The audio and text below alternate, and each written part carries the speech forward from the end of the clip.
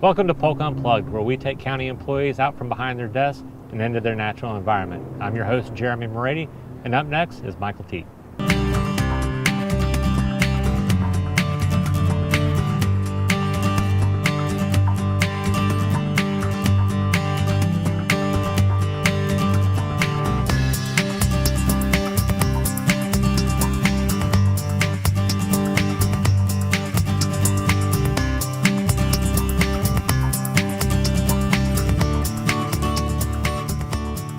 Hi, welcome to this edition of Polk Unplugged. I'm your host, Jeremy Maready, and with me today is Michael Teate, who is with our Roads and Drainage Division with the Polk County Board of County Commissioners.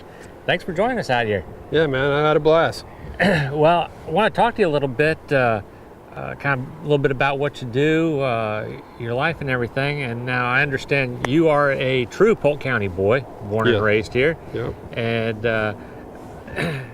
you were born in Lakeland, is that correct? Correct. Okay. Tell us a little bit about growing up here, what it was like. Well, like you said, I was born in Lakeland, raised in Bartow, played sports down in Bartow all the way up through high school.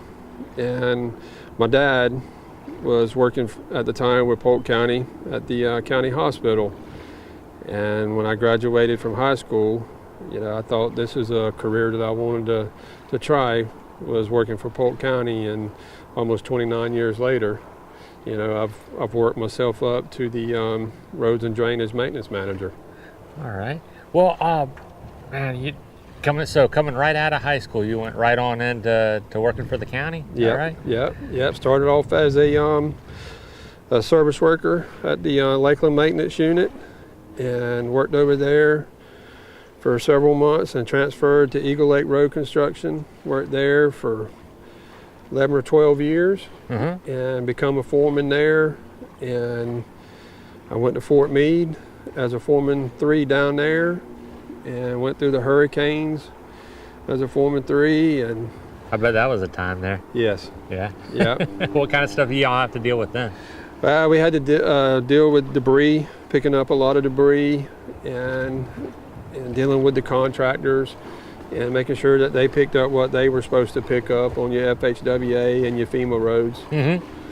Now, when you started out, you were right there at the ground level. So, you kind of been able to see things going up. How have things changed in Polk County since you started 29 years ago? I'm sure there's quite a bit of difference in how things are done. Yeah, Jeremy, there's been a lot of growth. Yeah. Like I said, I started in Lakeland, and I've worked at all 6 maintenance units throughout the county, and I was a manager at 5 out of the 6 of them. And and like I said, there's a lot of growth population, as we were talking earlier. What's to be expected over there on the east side of 27. They expect that to grow. And right here in the Winter Haven and Auburndale area, it's grown up a lot there. Well, certainly. Now, the types of stuff, what are some of the projects you've worked on through the years that really kind of stand out to you?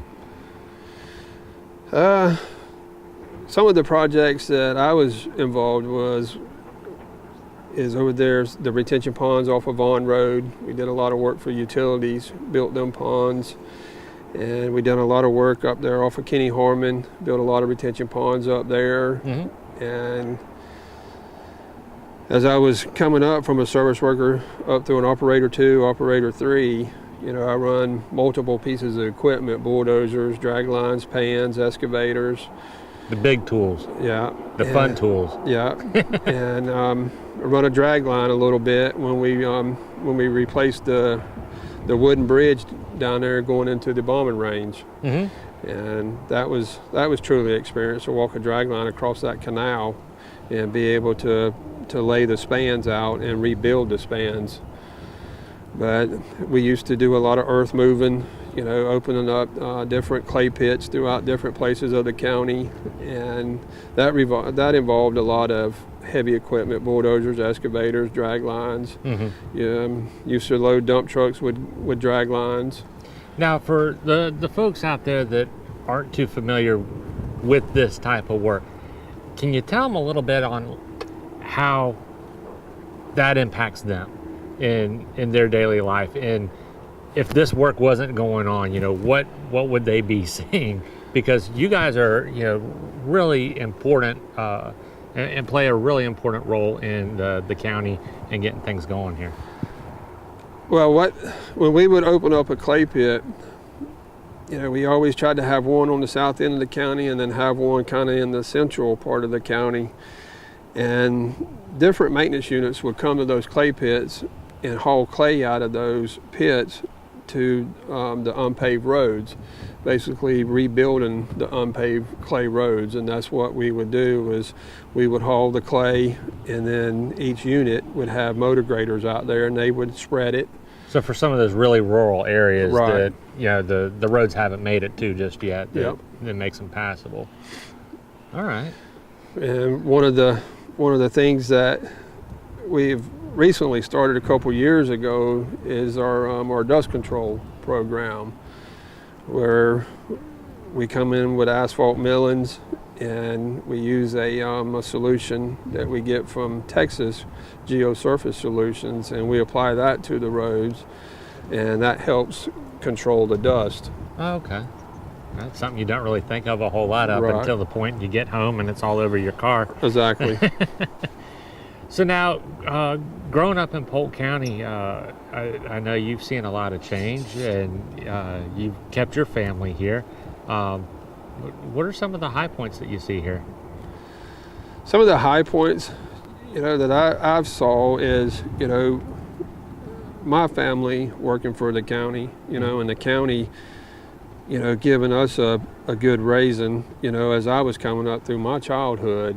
And that's one thing that I've tried to embrace on my kids is, the county is a good place to work. It's a lot of good people like yourself, Ryan and Mark, and you don't see that every day, and there's a lot of good folks here in Polk County, that I deal with, not on a day-to-day basis, but occasionally. Well, tell us a little bit about your family now. I know you've got all kinds of ties in the county between your parents and your wife, and I mean, it's really played a big part in your life, I know. Yeah, I used to go back when I was young, when my dad was working at the county hospital. I would go on call outs with my dad, and and try to help even when I was a youngster. And I would, just kind of see how the county operated. And now my mom, she works for the tax collector's office, and she's been there several years, 20, 25, 26 years. So, the county has really gave us an opportunity for a good living. Now, we've heard a little bit about what you do in your job. Let's actually go back and see what Mike actually does.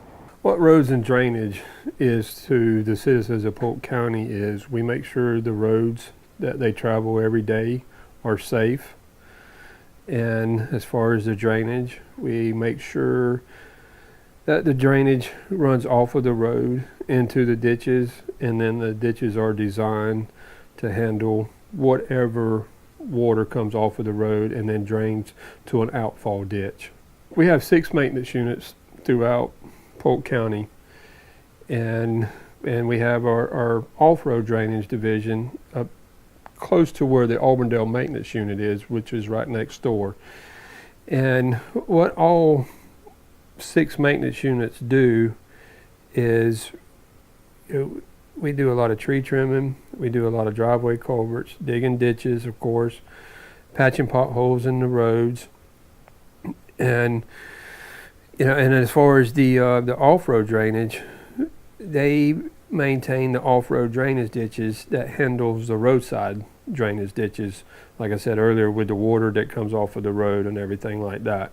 And then I go out and I meet with some of the citizens, that has problems with whatever we may do in front of their place or on a road that they travel every day. And I just, if it's within our policy, I try to accommodate the citizen as well as the employees the best that I can.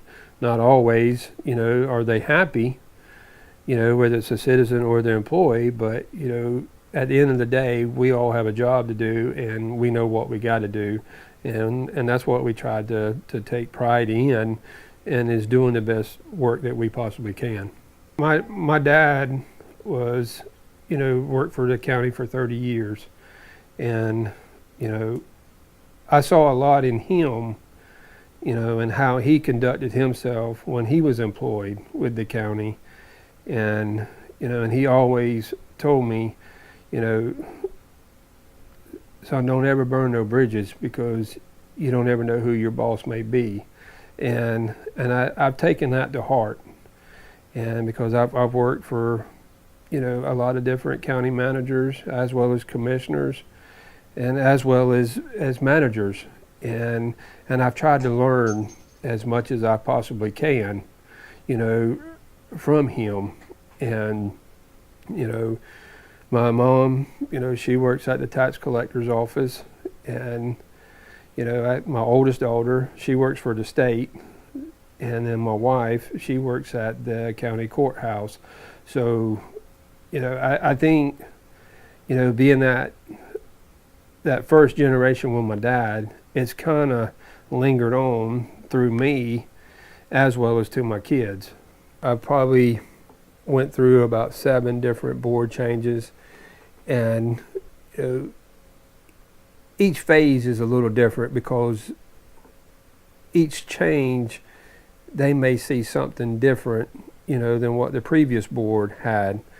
And one of the things that I was tasked with Commissioner Smith was up in the Inwood area when I was at the Auburndale Maintenance Unit, and it went through 8 different phases, and I was able to start that phase and see it through to about the 4th or 5th stage. So each commissioner has their own, I guess, expectancy of what they're trying to conquer. So, and I've dealt with Commissioner Hall quite a bit. Matter of fact, I got to go this evening and meet with a citizen and discuss some problems with him. So, in this position, it's, Jay kind of tasked me with doing stuff that I guess has been asked of him from different commissioners and as well. So, and I enjoy doing it. I enjoy my job. Well, like I said, I enjoy my job, and, and one of the things that my dad has taught me is, when I'm here, you give 110%. And even when I'm away from here, I still answer my phones, whether I'm out on my boat fishing or if I'm on the golf course playing golf with my son. I answer my phone, I do emails, and and I realize when I put in for this job that it's a highly stressed job, but I like a challenge, and this job is a challenge, as well as my fishing is a challenge, and and that's it. It just helps me, to be out there on the water and enjoy, the time that I am away from here, and enjoy the time with my family. So, but I always try to stay on my phone, and because I don't ever know who may not call me. Mr. Freeman may call me, or Mr. Beasley may call. So I try to give this county 110% every day. Well, Michael, now that we saw a little bit about what you do at work, talk a little bit about what you do outside of work. Now, I know fishing is one of your passions, and we just got to spend a wonderful morning out on the water in the chain of lakes here. And talk to me a little bit about how you got into fishing. I got into fishing back when I was really young, and it's back before you could walk. Yeah. That's about the way it seems with me. I know. Yeah, you're probably right. And I just come all the way up, through school fishing, and and then coming up with my job and being able to advance up more and making more money. I was able to fish a lot more tournaments, bigger tournaments, FLW, some of the American Bass tournaments, and And by doing that and traveling, Florida, Georgia, Alabama. Yeah, you're traveling the Southeast with those tournaments, aren't you? Correct. Yeah. And I've gotten some really good sponsors, by finishing well in a lot of those tournaments. Power pole, as you can probably see on the back of my boat. I have dual power poles, Bass Assassin. I fished quite a lot with their baits, Mercury. So, those companies have really helped me out, with a lot of my fishing. So now, in these tournaments, tell us a little bit about, because I've never done any tournament fishing. Most of mine's either mainly just fun and taking the kids out. But how are these tournaments run? I know from what I've seen on TV from some of them, there's a ton of people out there. Yeah, there's some of the bigger FLW tournaments that I've fished. There's been 225, 250 boats that I've fished down on Okeechobee, up on the Harris Chain, up in Clearmont, and then up on the St. Johns River. And basically I go as a boater, and it's all computerized system to where they'll put a non-boater in the boat with you, and the non-boater has no say-so on where you go. He just kind of goes wherever you go. So you get a fishing partner that is along for the ride. Right. Okay. And, we're allowed to catch 5 fish. You bring your 5 biggest fish to the scale, and then they weigh them. And then if you're finishing, in most of the tournaments, if you finish, somewhere in the top 50, you're going to be setting pretty good in points, and that allows you to go to the championship at the end of the year. So you've been to the championship before? Yeah. Yeah? Yeah, I've been several times. And it's an experience because they bring Florida, Georgia, Alabama, South Carolina, Tennessee, all those guys that's done well in their division. We all compete against those guys.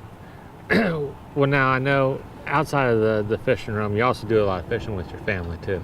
Yeah. My boy, he fishes on the Junior Bass Masters, and then my daughter, she fishes with the high school. So. Now, see, that's one of the things that I found that's incredibly unfair. When you and I were growing up here, they didn't have bass fishing teams at school. No. You had your football, you had your wrestling, your track, and all that type of stuff.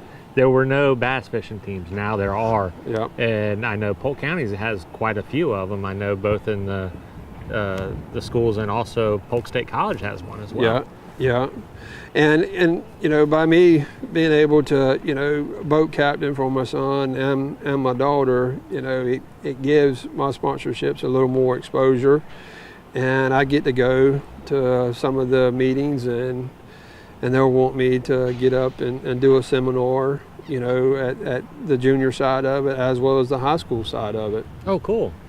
So you get to give back a little bit too, on, teaching the younger anglers a little bit.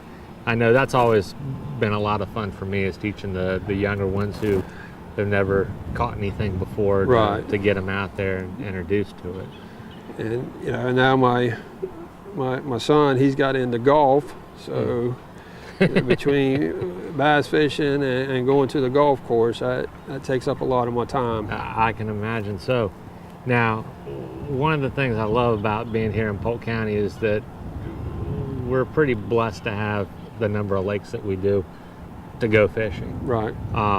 And what are some of your favorites that you've been to out here? I know we're out here at Lake Ship right now. We made our way through the Winter Haven chain a little bit. Talk to us a little bit about that. Yeah, about 12 years ago, I moved to Winter Haven from the Bartow area, and me and my wife, we built a house about 5, 6, 7 minutes away from here, and I thought, I need to take an opportunity to try to learn this chain a lot more, and I have, because used to the only chain that I would fish would be the Kissimmee chain. Mm-hmm. So with me living right here close by, I just, on a lot of time on Fridays, I just run down here and put in, and I'll go to the north end and fish most of the day, and then if the boy has a tournament out here or something, we'll go back, or my daughter, we go back, and we try to catch them up there as well, and then or the following weekend we may have something over here, and we'll run to the south end and try to catch some. Okay. Now I know you also mentioned the Kissimmee chain that is pretty impressive on its own, and I know there's a lot of tournaments run out of there. Right. What's a big difference between the two that you see? Kissimmee that's a pretty good sized lake, you know, and it's things out here are a lot more intimate right. when it comes to fishing. Right, and I mean, out here you can do multiple things, and over on Kissimmee, you're kind of limited on what you can do over there. Basically you flipping, you can throw swim baits, frogs, and occasionally you can throw rattle baits, but I like it more here because I'm able to give back to the community by getting gas and talking to people down here at the boat ramps and stuff like that. One thing that I've always been told is, whenever you're out on the water, there's no such thing as a bad day of fishing. But what's your best day? As far as fishing? Yeah. I fished 12 tournaments out here last year. Out of the 12 tournaments that I fished, I won 11 of them. And probably my best day as far as fishing out of those 11, me and my buddy Matt, we had almost 27 pounds with 5 fish and caught them cranking over in Winterset. Oh, very cool. All right. What's the biggest fish you ever got? Biggest fish I ever caught. Or I guess biggest bass, The biggest bass I've ever caught was over in Eagle Lake. And my boy was 4 years old, and it was in March, and they were bedding, and we just happened to be on the trolling motor cruising by, and I saw her. And I tried 3 different times to get him to catch her, and he did not want no part of it. And he kept saying that the fish was as big as he was. And that's when you go, what's wrong with you? That's right. That's right. And so I pitched in there, and she nosed down on it, and I moved it, and you could just see her the whole time. Yeah. And she nosed down on it, and she inhaled it, and I caught her, and she was 12-4. That's a beast. Yeah, and my son, he took off running to the back of the boat like it scared him to death. Now that we've talked a little bit about, how you get out here and fish in different places around Polk County, let's get into talking about, how it can open up for folks here who never have fished before and how they can get into it. One of the things I wanted to talk to you about with all the different lakes in Polk County is, for folks who have never gone out and fished before, it's an incredible experience for one, but it's also not that complicated to get into. And I'd like you to talk a little bit about the different gear that we have here, some of the stuff that you use, that folks out there could find fairly easily and get out there and start catching fish, because there's a lot of great places here to do that. Well, one of my favorite techniques is probably throwing a crankbait. Mm-hmm. And like you said, it's not fairly hard, and you can buy these crankbaits at any of your local tackle shops here in Polk County. Mm-hmm. Bridge Masters has them, Ron's Tackle Box has them, and and some of the people even troll with them, especially some of the people that has little smaller boats, with little smaller motors. They throw them out the back of the boat, and they just get the motor going real slow, and then they troll with them, and a lot of people catches a lot of fish that way. I know back when I was a lot younger, that's the way we used to do it a lot of times, and mm-hmm. and trying to cover a lot of water, and that's what I try to do today. Is I try to cover a lot of water. The more water you cover, the better chances you will find those feeding fish. Mm-hmm. Well, I know the lip here on the crankbait, that's what pushes it down, and for the people who don't know, you're not really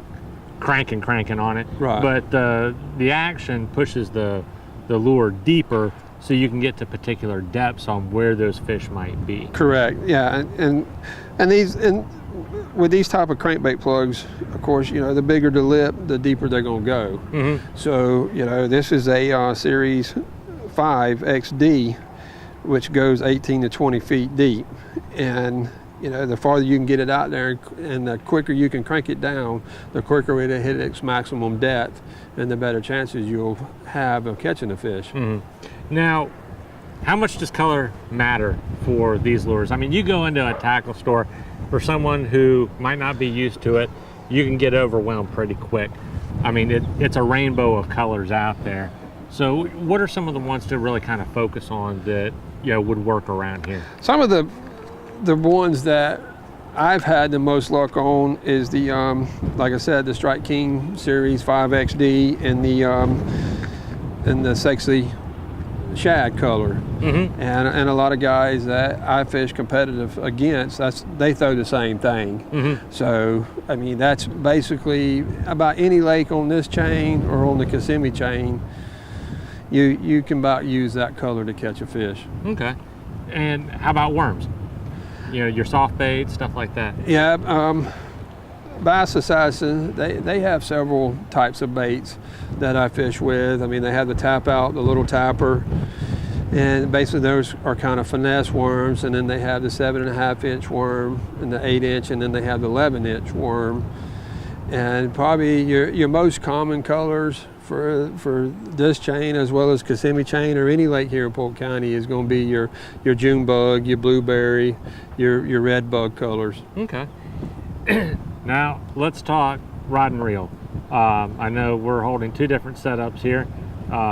Mine's made a little bit more for inshore saltwater, but also, you know, doubles well for a good freshwater setup as a spinning reel with you know, you have the open bail here that you use for your casting, and you've got your baitcaster type reel, which is very popular among bass fishermen. Right. Can you talk a little bit about, you know, the setups that you use? Some of the setups that I've used, Jeremy, is especially with these cranking reels. You know, I use an 8-foot glass rod. And then I use a real low gear ratio, 5-to-1, 5-2-to-1. Yes, it works you out at the end of the day, but it's just versus a 6-4-to-1, you don't have to crank it as much, you know, as you would a 6-4-to-1 versus a 5-2-to-1. I mean, you got to crank it, but it don't, you know, it won't wear you out as bad. Yeah. So, are there any advantage to having one over the other? I mean, all or does it just come to kind of personal preference? Yeah, I think it's more of a personal preference. Yeah. Yeah, I mean, a lot of guys use the Shimano's, a lot of guys uses the Abu Garcias. I have a ton of Abu Garcias, but you know, as far as cranking reels, and that's what I do a lot of, is a lot of cranking. You know, I like the Shimano. It fits good in my hand. It feels good. And, you know, like I was saying earlier, you know, that's how me and my buddy Matt, we caught the almost 27 pounds that we had won the tournament last year with. Now, should people be looking more at name brand or more the gear ratio when they're buying a reel?